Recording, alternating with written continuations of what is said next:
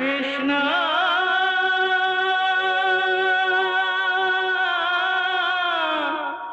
कृष्णा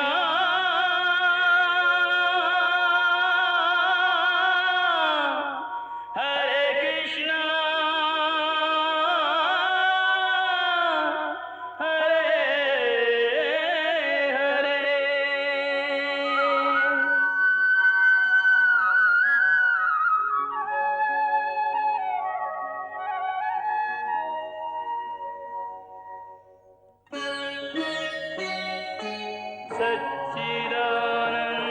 सच्चिदानन्दरूपाय विश्वोत्पत्त्यादिहेतवे तापत्रयविनाशाय श्रीकृष्णाय वयं नमः।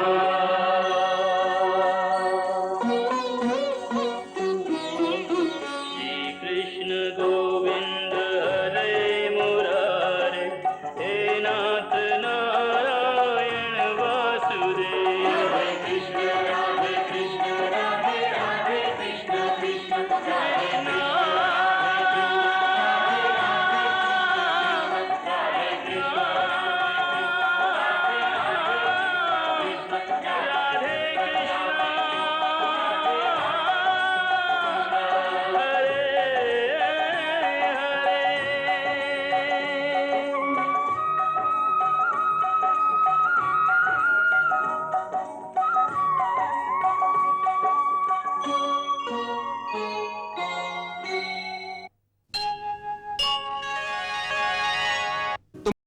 का प्रेम अब गुप्त नहीं रहा, वो हजारों पहरों में है।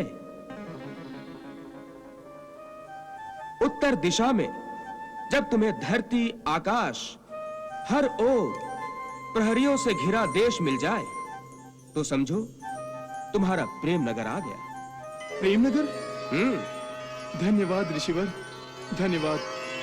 मैं अभी जाता हूं उत्तर दिशा में अपनी प्रेमिका को खोजने।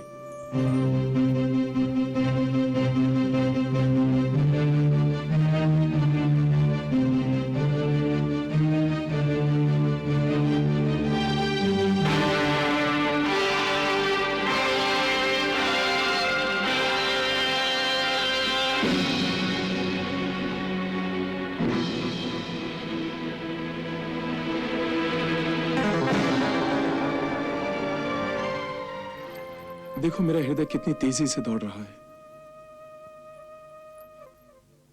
जब तक हम दोनों के हृदय की धड़कनें एक नहीं हो जाएंगी, मन को शांति नहीं मिलेगी, न मेरे मन को और न तुम्हारे मन को। प्रिय, आओ, वापस जाने से पहले एक बार मेरे गले से लग जाओ। आओ।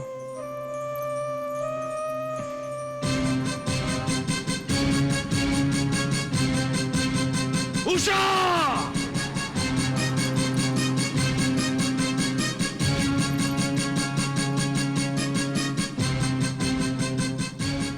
प्रहरियों, हमारे स्वाभिमान और प्रतिष्ठा में सेंध लगाने वाले इस घुसपैठियों को पकड़कर इसका सर उड़ा दो।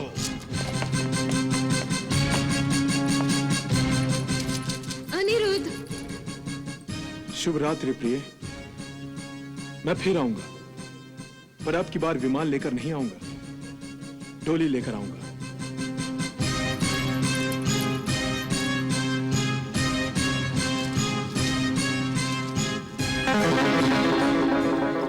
हे राजदूत, हमारा ये संदेश ग्वाले कृष्ण के पास ले जाओ कि उसके पोते अनिरुद्ध ने हमारी आज्ञा और अनुमति के बिना हमारे राज्य में छल और बल का प्रयोग करके घुसने का अपराध किया है।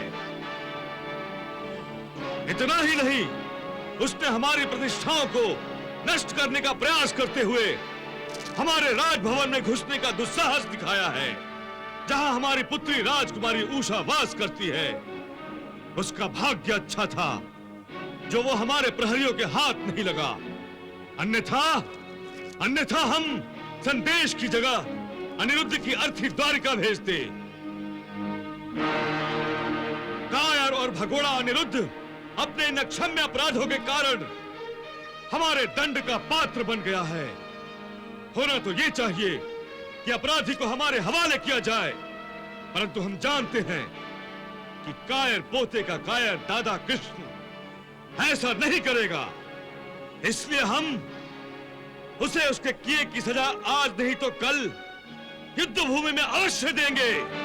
और सारी द्वारिका कान खोल कर सुन ले कि यदि राजकुमार अनिरुद्ध ने हमारी पुत्री राजकुमारी उषा या हमारी नगरी की ओर आंख उठाकर भी देखा तो हम संपूर्ण द्वारिका को नष्ट कर देंगे और कृष्ण तथा अनिरुद्ध सहित संपूर्ण द्वारिका वासियों की लाशों को जलाकर द्वारिका को महाशमशान भूमि बना देंगे। जाओ दूत, हमारा ये संदेश निर्भय होकर द्वारिका के राज दरबार में सुनाओ। जाओ। जो आज्ञा सुरेश्वर। जाओ दूत। क्षमा करें महाराज, राजकुमार अनिरुद्ध ने जो अपराध किया है उसके लिए द्वारिका संदेश नहीं सेनाएं भेजनी चाहिए थी।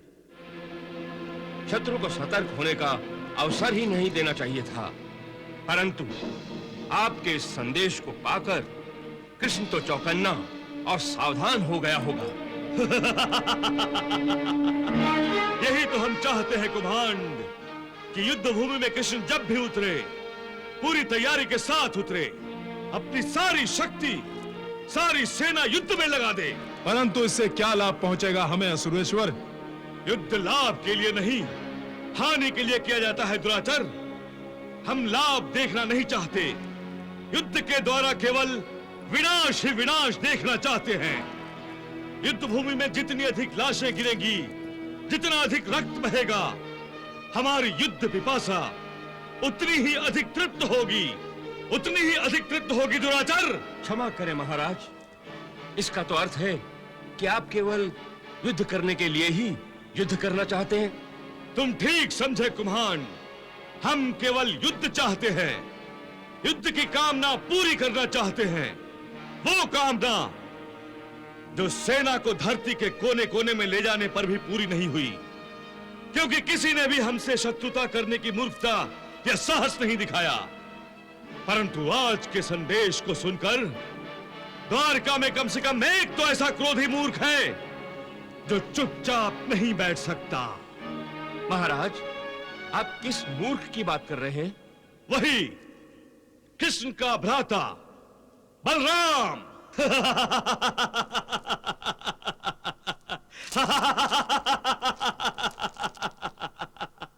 बलराम।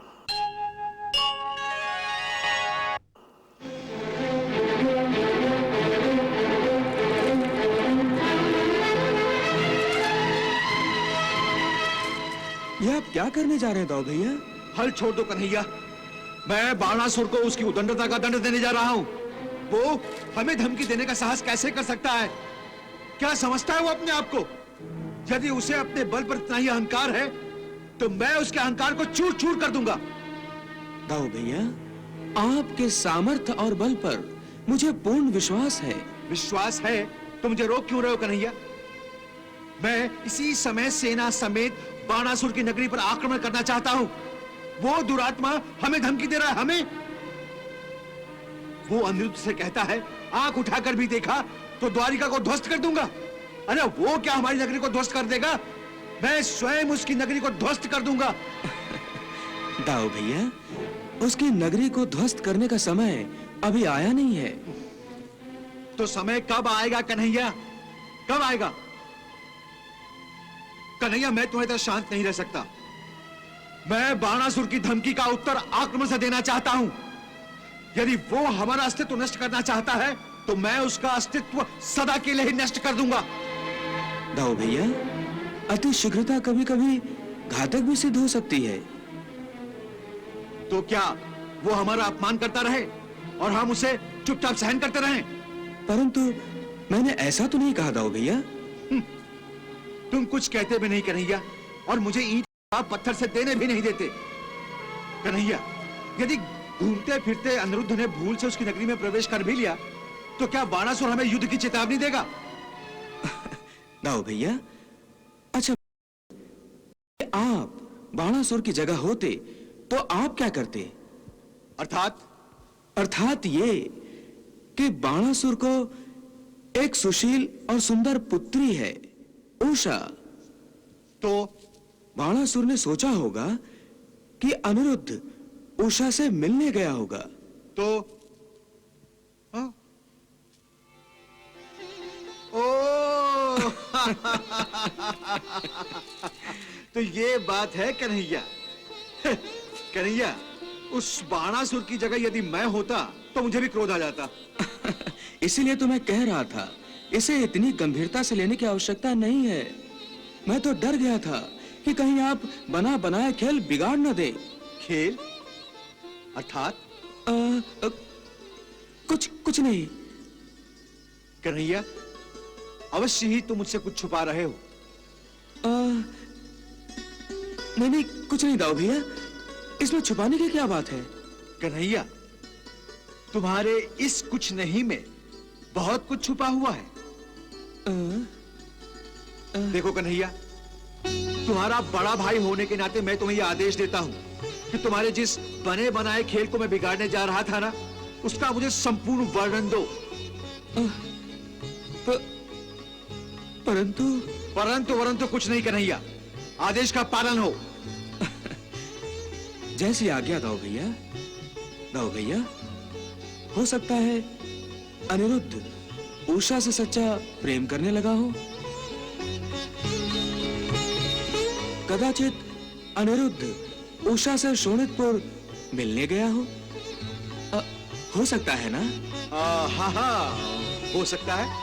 अब आप ही सोचिए दाऊ भैया, यदि आप शोणितपुर पर आक्रमण कर देते तो अनिरुद्ध का बना बनाया खेल बिगड़ जाता ना, है ना दाऊ भैया?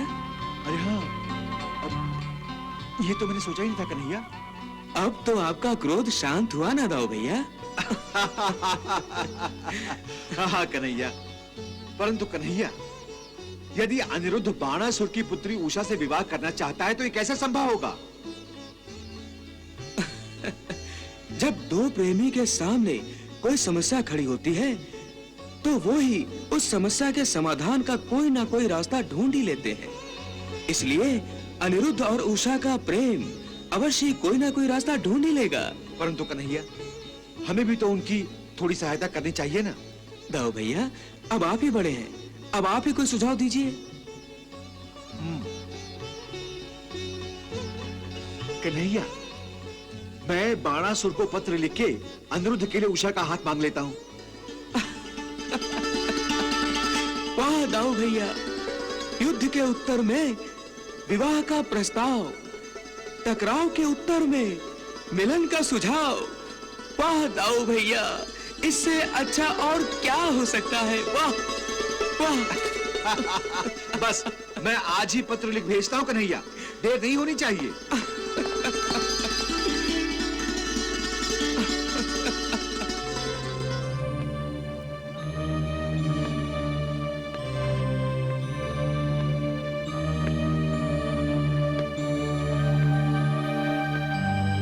नारायण नारायण। प्रणाम देवर्षि। कल्याणमस्तु। अच्छा हुआ जो आप पधारे।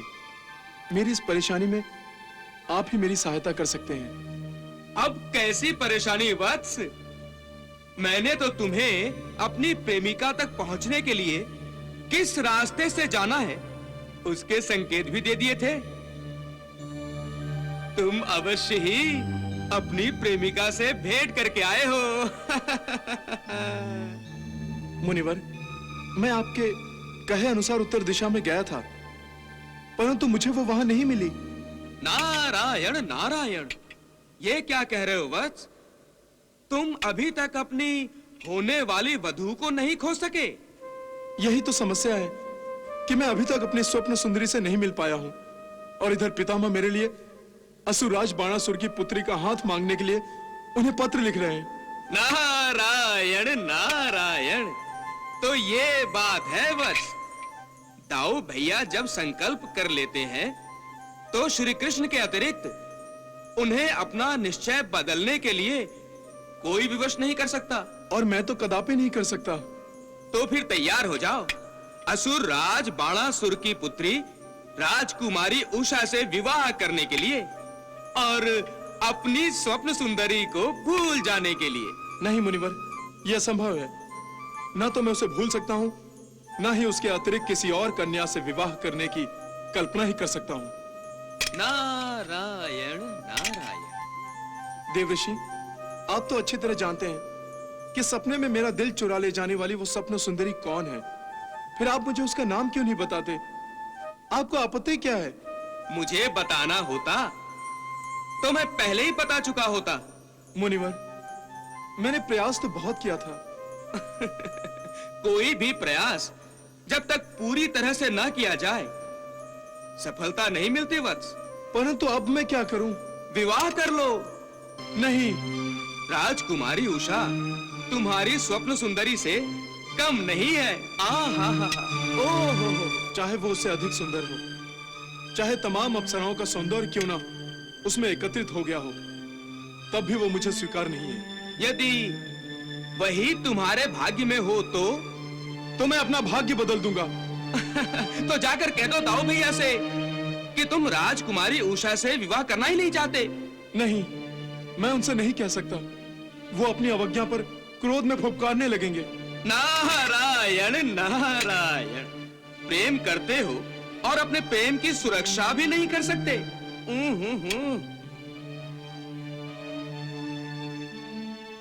ठीक है, मुझे दादाजी का सामना करना ही होगा।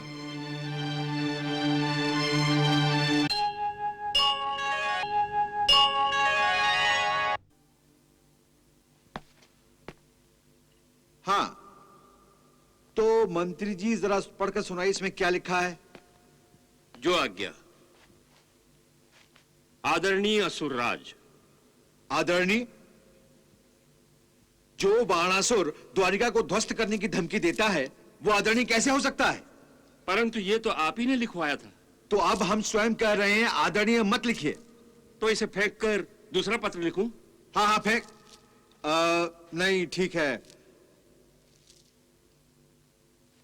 अब हमारा होने वाला संधि है तो उसे आदरणीय कहा जा सकता है, क्यों?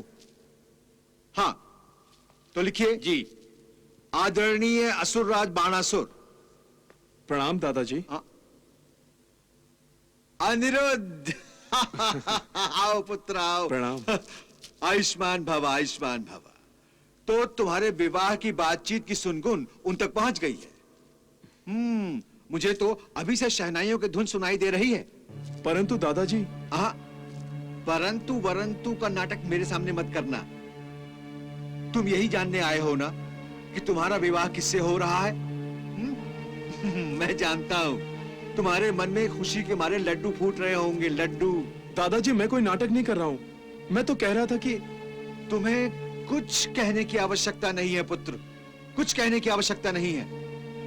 मैं जानता हूं कि बालक जब युवावस्था में पहुंचता है ना तो लज्जा के मारे जो कुछ कहना चाहता है उसके बजाय कुछ न कुछ बोल जाता है।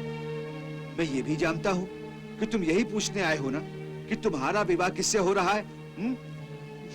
निश्चिंत हो जाओ पुत्र, तुम्हारा विवाह राजकुमारी उषा के साथ ही हो रहा है। परंतु। फिर परंतु? मुझे ये बताओ, तुम राजकुमारी उषा से प्यार करते हो कि नहीं? नहीं तो दादाजी।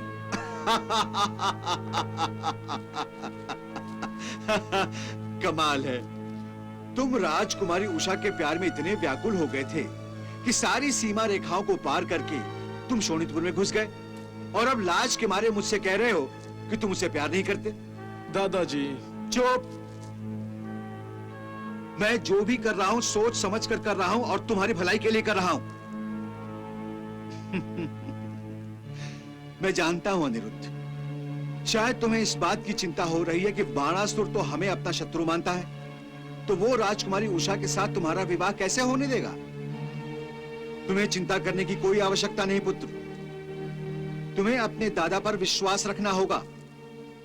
तुम्हारा ये दादाजी बहुत सामर्थ्यशाली है। यदि उस बाणासुर ने ऐसा किया ना तो मैं शोणितपुर में घुसकर उस बाणासुर को परास्त करके उषा के साथ तुम्हारा विवाह कर दूंगा। निश्चिंत होकर जाओ। जाओ। मैं बाणासुर की नगरी में क्यों चला गया? ना मैं वहां जाता, ना इस दुविधा में पड़ता।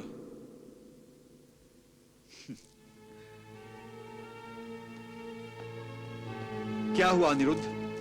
कुछ नहीं। तो जाओ, निश्चिंत होकर जाओ। प्रणाम।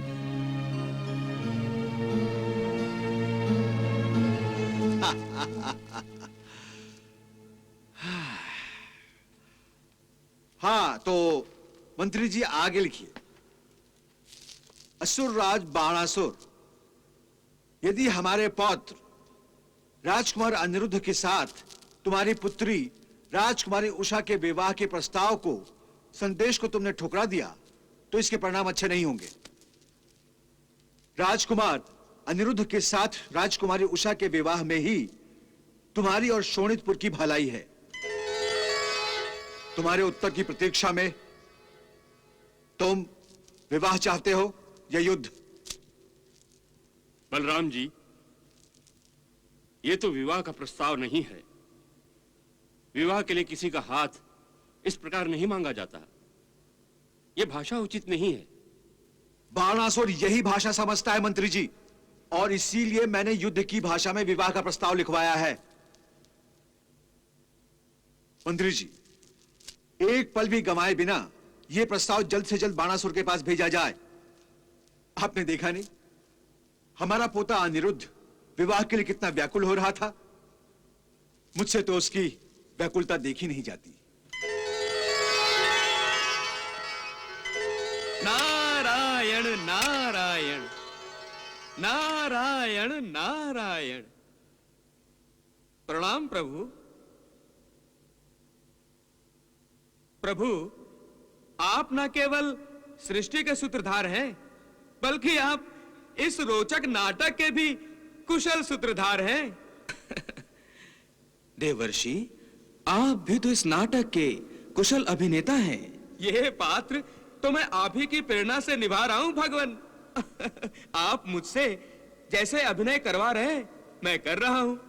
उसी प्रकार इस नाटक के सभी पात्रों को आप कठपुतली की भांति नचा रहे हैं। इस नाटक का हर दृश्य अब उत्सुकता से भरा हुआ है, और इस नाटक का प्रत्येक रंग मनमोहक है भगवान। भगवान, आपकी लीला अगाध है, जिसे दाऊ भैया भी समझ नहीं सके। उन्होंने तो विवाह के बदले युद्ध का संदेश बाणासुर के नाम भेज दिया। परंतु इस रोचक नाटक का अंत कब होगा भगवान? धीरज से काम लीजिए देवऋषि, धीरज से। इतनी उत्सुकता की क्या आवश्यकता है? अभी तो नाटक पे रंग छाने लगा है। अभी तो दाऊ भैया का पत्र बाणासुर को मिला भी नहीं है। नारायण नारायण।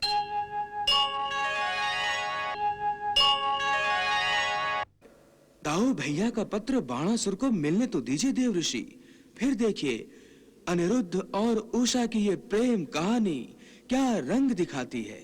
नारायण नारायण।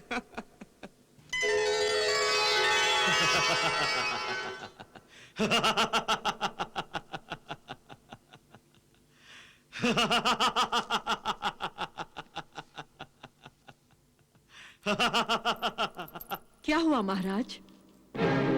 महारानी, एक चींटी ने हाथी को ललकारने का साहस किया है। चींटी ने? हाँ, चींटी ने हाथी को ललकारा है। मुझे युद्ध की धमकी दी गई है। ग्वाले बलराम ने मुझे ललकारने का साहस किया है महारानी। और ये सब इस कलमोही, इस उषा के कारण। उषा के कारण? हाँ, आपकी लाडली पुत्री उषा के कारण। ना तो ये शत्रु पुत्र को अपने घर में आने का निमंत्रण देती, और ना मुझे ये दिन देखना पड़ता। परंतु पिताश्री। मुंह बंद रख अपना निर्लज्ज। तूने मुझे अपने शत्रुओं के सामने लज्जित किया है, मेरी गरिमा को मिट्टी में मिलाया है। जो शिव जी के आशीर्वाद से अपराजय हूं, जिसके नाम मात्र से बड़े बड़े सूरमाओं की धज्जियां उड़ जाती है, उसे एक तुच्छ ग्वाला धमकी देने का साहस कर रहा है। सुनो महारानी वृंदा, तुम भी सुनो कि ग्वाला बलराम ने शादी के प्रस्ताव के साथ मुझे कैसी धमकियां दी है। कहता है कि उषा के साथ अनिरुद्ध का विवाह करने में मेरी और मेरी शोणितपुर नगरी की भलाई है। हाँ! धिक्कार है मुझे अपने जीवन पर, जो आज ये छोटे और तुच्छ मेरी आंखों से आंखें लड़ाने का साहस कर रहे हैं, केवल इसलिए कि तुम उषा मेरे शत्रु से आंखें लड़ाने का साहस कर रही हो। ये सच नहीं है पिताश्री। तुम झूठ बोल रही हो उषा। नहीं पिताश्री। अच्छा, क्या ये सच नहीं कि तुम अनिरुद्ध से प्रेम करती हो? बोलती क्यों नहीं? तुम्हारा मौन और तुम्हारी चुप्पी मेरे सारे प्रश्नों का स्पष्ट उत्तर दे रही है उषा, कि तुम अनिरुद्ध के प्रेम के भ्रम में अपने पिता के शत्रु से मिल गई हो। तुमने अपने पिता के साथ विश्वासघात किया है। नहीं पिताश्री। तुमने अपने पिता का अपमान किया है उषा। नहीं पिताश्री। तुमने असुर जाति के माथे पे कलंक का टीका लगा दिया है उषा। नहीं पिताश्री नहीं। उषा, ना जाने तुम मेरे किस अनजाने पाप का दंड हो। किस अनजाने पाप का दंड हो तुम उषा? क्यों आप एक निर्दोष को दोष दे रहे हैं स्वामी? अगर ये दोषी नहीं है तो आप दोषी हैं महारानी। हाँ, आप भी दोषी हैं, इसलिए कि आपने अपने दूध में असुर संस्कारों को मिलाकर इस कुपुत्री को नहीं पिलाया। बस कीजिए महाराज, बस कीजिए। अपनी जीवा से ऐसा जहर हमारे कानों में मत उड़ेलिए, जिसके प्रभाव से हमारे हृदय की धड़कनें ही बंद हो जाएं। हृदय की धड़कन बंद पड़ती है तो पड़ जाए, परंतु मैं अपनी प्रतिष्ठा और मान सम्मान पर सबको भेंट चढ़ा सकता हूँ, सबको, अपने आप को भी महारानी। भगवान के लिए ऐसी शुभ बातें मत कीजिए स्वामी। अंकुश लगा दीजिए अपनी शत्रुता पर, समाप्त कर दीजिए ये दुश्मनी। हम आपसे विनती करते हैं महाराज। अवश्य, अवश्य महारानी, मैं अवश्य अपनी इस शत्रुता के खेल का अंत करूंगा, परंतु विवाह मंडप में नहीं, रणभूमि में। जब मेरी तलवार अनिरुद्ध, बलराम और कृष्ण के रक्त से स्नान करेगी, तब मेरी शत्रुता का अंत होगा। तब ना मेरा कोई शत्रु बचेगा और ना ही शत्रुता शेष रहेगी।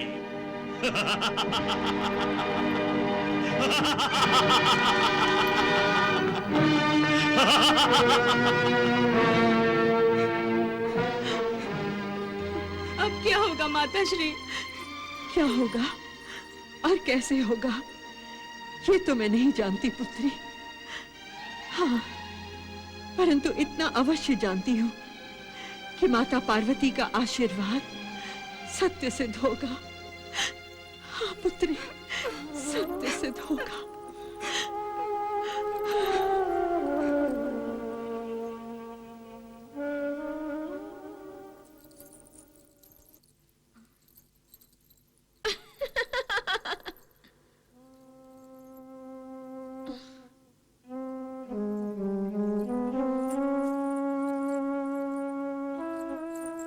उषा, यूं मुंह फुलाए चुप क्यों बैठी हुई हो? एक विवश कन्या और कर भी क्या सकती है? ये प्रेम भी बड़ा ही विचित्र रोग है। सखियों में मन नहीं लगता और अकेले में बैठकर रोने को जी चाहता है। जिस पर बीतती है वही अपनी इस दशा को समझ सकता है, कोई दूसरा क्या जाने। अच्छा जी, तो अब तुम मुझसे भी रूठने लगी? नहीं चित्रलेखा, एक तुम ही तो मेरी सखी हो, जिससे मेरे मन की कोई बात छुपी नहीं है। और तुम ही मेरी इस दशा को समझ न सको तो तुमसे मैत्री करने से क्या लाभ? उषा, मैं तो तुम्हें खुश देखना चाहती हूँ, इसलिए तुम्हारी इस दशा की हंसी उड़ा रही थी। सोचा था तुम अपनी दशा को कोई नई दिशा दोगी, पर तुम पर तो उसका उल्टा ही असर हुआ। चित्रलेखा, सखियां केवल सहानुभूति ही नहीं करती, दुखियारी सखी के दुख का समाधान भी करती हैं। अच्छा, तो तुम मेरी मित्रता की परीक्षा लेना चाहती हो? तो ठीक है, मुझे ये बताओ कि तुम्हें क्या दुख है और तुम्हारी क्या समस्या है, और ये भी बताओ कि तुम क्या चाहती हो। फिर देखो। मेरा दुख तो जानती हो तुम चित्रलेखा। हाँ, जानती हूँ। प्रेम है तुम्हारे रोग का नाम, जिससे तुम्हें अभी तक दुख और पीड़ा ही मिली है। और समस्या? समस्या का थोड़ा बहुत अनुमान तो तुम्हें है ही। सच पूछो तो मेरी समस्या है पिताश्री की हठ धर्मिता। वो श्री कृष्ण को अपना शत्रु मानते हैं और वो नहीं चाहते हैं कि मेरा विवाह उनके पोते अनिरुद्ध से हो। पिताश्री श्री कृष्ण से युद्ध चाहते हैं, इसलिए उनका युद्ध प्रेम मेरे प्रेम के आड़े आ रहा है। तो तुम ये चाहती हो कि श्री कृष्ण और असुरेश्वर के बीच युद्ध ना हो? पर समझ में नहीं आता कि इस युद्ध को कैसे रोका जाए। उषा, क्रोध युद्ध का जन्मदाता है और प्रेम शांति का। इसलिए तुम्हारा ये प्रेम ही इस युद्ध को रोककर शांति स्थापित कर सकता है। इसलिए तुम प्रेम की राह में अपने पग आगे बढ़ाती रहो। चित्रलेखा, ये तभी संभव है जब अनिरुद्ध और मैं एक दूसरे से मिल सकें। तो मिल लो ना अनिरुद्ध से। नहीं चित्रलेखा, पिताश्री ने मना किया है और मैं पिताश्री की आज्ञा का उल्लंघन नहीं कर सकती। प्रेम किसी की आज्ञा लेकर नहीं किया जाता, और जब तुम अनिरुद्ध से नहीं मिल सकती तो उसे तुमसे आकर मिल लेना चाहिए। तुम तो जानती ही हो चित्रलेखा कि वो मिलने के लिए आया था और पिताश्री के कारण बिना मिले ही चला गया, और पिताश्री की दी हुई चुनौती की वजह से वो यहाँ आ भी नहीं सकता। न तुम्हें अनिरुद्ध से मिलने की आज्ञा है, न अनिरुद्ध को तुमसे मिलने की अनुमति। फिर तो बस एक ही काम हो सकता है। क्या काम? यही कि मैं अनिरुद्ध को उठाकर यहाँ ले आऊं। वैसे भी मैंने तुमसे पहले कहा था कि उपयुक्त समय आने पर तुम मुझे आज्ञा दे देना। मैं अपनी माया का प्रयोग करके अनिरुद्ध को यहाँ ले आऊंगी। नहीं चित्रलेखा, ये उचित नहीं है। पर उस दिन तो तुम मेरी माया शक्ति का सुनकर बहुत खुश हुई थी। वो एक प्रेमिका थी जो खुश हो गई थी, पर मैं एक पुत्री भी तो हूँ। यदि पिताश्री को पता चल गया तो क्या होगा? चित्रलेखा, जब मैंने कुछ नहीं किया था तो पिताश्री क्रोध में आकर शेर की भांति गरजने लगे थे, और अब अगर मैं कुछ कर बैठी तो उनके क्रोध की कोई सीमा ही नहीं रह जाएगी। उषा, मेरी मानो तो अनिरुद्ध का अपहरण करने की आज्ञा देने के अतिरिक्त तुम्हारे सामने अब कोई रास्ता ही नहीं बचा है। क्या अनाप शनाप कहे जा रही हो? नारियां भी कहीं पुरुषों का अपहरण करती हैं? तुम्हें तो लोकलाज की इतनी सी भी चिंता नहीं है। तुम्हें लोकलाज का इतना ही ध्यान है तो फिर प्रेम क्यों किया? अब तुम्हारी समस्या का समाधान तो बस ऊपर वाला ही कर सकता है।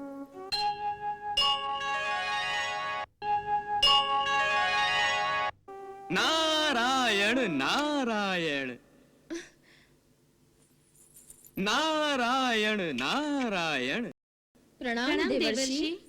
सदा सुखी भव। ऋषिवर, आइए आसन ग्रहण कीजिए। नहीं पुत्री, हमें तो सींग लगे हुए हैं, कहीं चैन से नहीं बैठ सकते। सदा त्रिलोक में भ्रमण करने की आदत जो पड़ गई है।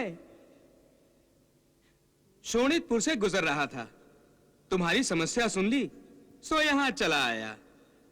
वैसे भी दो प्रेमियों के मिलन में बाधा मुझसे देखी नहीं जाती। ऋषिवर, उषा की समस्या तो मेरे लिए कोई समस्या ही नहीं है। जानता हूं तुम अपनी माया से इन दोनों के मिलन को संभव बना सकती हो।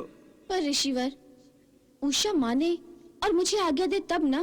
नारायण नारायण। जिस प्रकार प्रेम किसी की आज्ञा से नहीं किया जाता, उसी प्रकार उचित कार्य करने के लिए भी किसी की आज्ञा की आवश्यकता नहीं है। ये हुई ना बात। परंतु क्या राजकुमारी, यदि चित्रलेखा तुम्हारी आज्ञा के बिना ही अनिरुद्ध का अपहरण करेगी तो वो किसी की आज्ञा का उल्लंघन नहीं करेगी। और राजकुमारी उषा, तुम आज्ञा न देकर अपने पिताश्री की आज्ञा का पालन करोगी। और फिर अनिरुद्ध भी अपनी इच्छा से शोणितपुर की सीमा का उल्लंघन नहीं करेगा ना। उसका तो अपहरण होगा। क्यों चित्रलेखा? अब हो गया समस्या का समाधान। नारायण नारायण। अच्छा, तो अब हम आगे भ्रमण करें। नारायण नारायण नारायण नारायण। ये क्या किया तुमने चित्रलेखा? अभी तक तो कुछ भी नहीं किया। रात होने दो, फिर मैं तुम्हें बताऊंगी कि मैं आज रात को क्या करने वाली हूँ। नारायण नारायण नारायण नारायण। प्रणाम प्रभु। देवऋषि, तो आप प्रेम के इस नाटक में अपना रंग भी भराए। हाँ प्रभु, सब आपके आशीर्वाद से ठीक ही हो रहा है। जब भी अनिरुद्ध और उषा के प्रेम की गाड़ी किसी समस्या के दलदल में फंस जाती है, तो मैं हल्का सा धक्का देकर उसे आगे बढ़ा देता हूं। लगता है इस कार्य में आपको बड़ा ही आनंद आ रहा है। हाँ प्रभु, इस आनंद का तो कोई विकल्प ही नहीं है। विरहा के मारे दो प्रेमियों को मिलाने में जो आनंद है, वो किसी और कार्य में तो मिल ही नहीं सकता। मेरा बड़ा सौभाग्य है जो आपने इस शुभ कार्य के लिए मेरा चयन किया। आपने सच ही कहा ऋषिवर।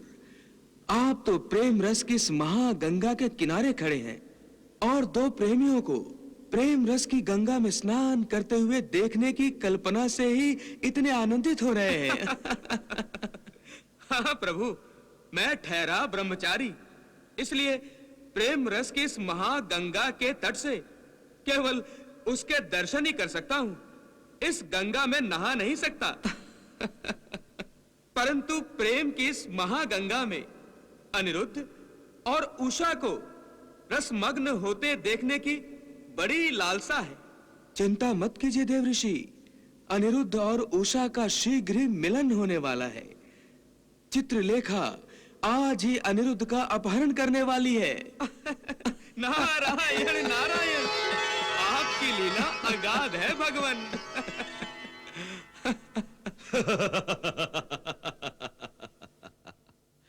शस्त्र तो धारण करना ही होगा महारानी। परंतु महाराज, युद्ध करने की आवश्यकता ही क्या है? युद्ध करने की आवश्यकता नहीं है।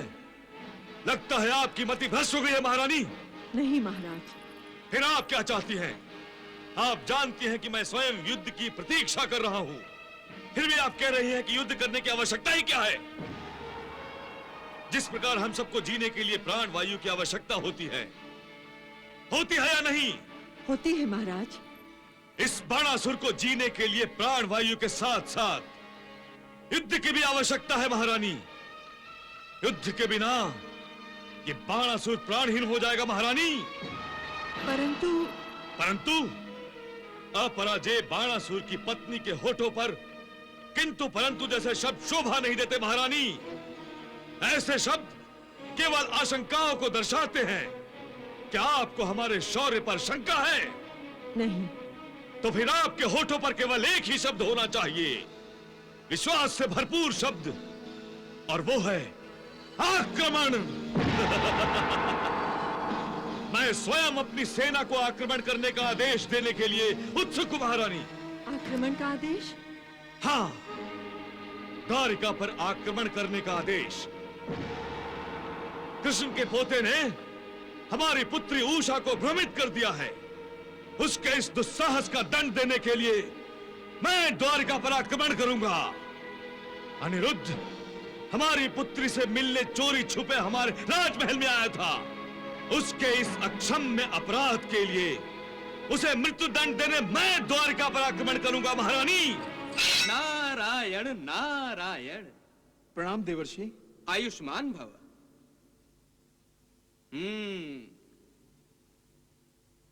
वत्स, तलवार बांध रहे हो?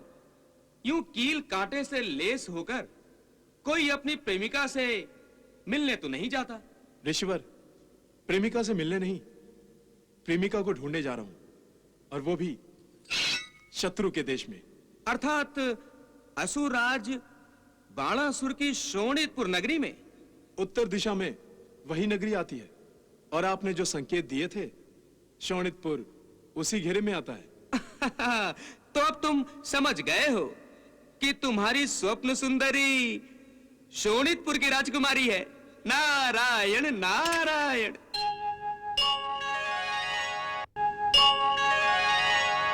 ऋषिवर, आपने तो मुझे कभी जानते हुए भी नहीं बताया, पर अब मैंने अनुमान लगा लिया है कि हो न हो वही मेरे सपनों की रानी है, और अब मैं जागती आंखों से उसे देखकर अपने सपने पर विश्वास करना चाहता हूं। किंतु तुम्हारे लिए यह संभव कैसे हुआ? तुमने कैसे जाना कि राजकुमारी उषा ही तुम्हारी स्वप्न सुंदरी है? ऋषिवर, उस दिन आप ही मुझे उकसा रहे थे। आप ही ने कहा था कि उषा बहुत सुंदर है, मेरे योग्य है। आपने वो सब यूं ही नहीं कहा था। आप चाहते थे कि मैं इस दिशा में सोचूं, और जब मैं उस दिशा में सोचने लगा तो अचंभे में पड़ गया। नारायण नारायण। मैं भी कितना मूर्ख था, जो प्रेम में अपना दिल हथेली पर लिए घूम रहा था। दिमाग तो जैसे किसी काल कोठरी में बंद कर दिया था मैंने अपना। मुझे तो उस समय ही समझ जाना चाहिए था जब असुरराज बाणासुर ने अपनी पुत्री उषा को छेड़ने का आरोप मेरे सिर पे लगाया था। मैं उस दिन राजभवन में गया था, पर उषा से नहीं मिल पाया। मुझे तो तभी समझ जाना चाहिए था कि वो स्वप्न सुंदरी उषा भी हो सकती है। चलो, प्रेम में मनुष्य मूर्ख बन ही जाता है। एक बार तो हम भी बन बैठे थे। ऋषिवर, आप भी? अरे, ये मैंने क्या कह दिया? अब कह ही दिया है तो बता भी दीजिए ना। छोड़ो वत्स, छोड़ो। वो सब प्रभु की माया थी, जिन्होंने प्रेम का चक्रव्यूह रचकर मुझे फंसा दिया था। किंतु कुछ भी कहो, प्रेम रस का आनंद आ गया था। आहा। तो इसीलिए आप हम दो प्रेमियों को मिलाकर दूर से ही प्रेम रस का आनंद लेना चाहते हैं। नारायण नारायण। अच्छा, तो मुझे आज्ञा दीजिए ताकि मैं शोणितपुर की ओर प्रस्थान कर सकूं। नहीं वत्स, नहीं। तुम्हें वहां जाकर जाल में नहीं फंसना चाहिए। जाल में? हाँ, बाणासुर ने तुम्हें बंदी बनाने के लिए अपने प्रहरियों का चारों ओर जाल फैला रखा है। मैं अपनी तलवार से उस जाल को काट कर फेंक सकता हूँ ऋषिवर। अरे, बेकार के आतंक और हिंसा की क्या आवश्यकता है? पर अब मुझे अपनी स्वप्न सुंदरी से मिले बिना चैन कैसे मिलेगा? अब तुम वहाँ नहीं भी जाओगे ना, तो भी तुम्हें अपनी प्रेमिका के दर्शन भी हो जाएंगे और तुम्हारा मिलन भी हो जाएगा। वही सपने में ना? नहीं नहीं, वास्तव में। मेरे ना जाने पर भी? हाँ, नारायण नारायण। वो कैसे? बस थोड़ा धीरज और रखो। पर ऋषिवर, कब तक? बस कल तक। बस कल तक? हाँ, जिस सुंदरता की मूरत को अब तक तुम आंख बंद करके सपने में देखा करते थे, उसी मनमोहिनी मूरत को कल आंख खोलते ही देखोगे। सच देवऋषि? हाँ, ये देवर्षि का वचन है जो कभी असत्य नहीं होता। नारायण नारायण।